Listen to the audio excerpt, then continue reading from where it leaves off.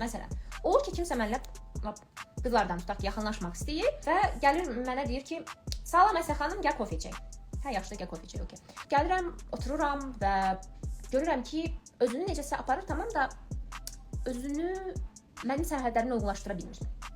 Elə suallar verir ki, o sualları vermək lazım deyil ilk dəfə gördüyün adama.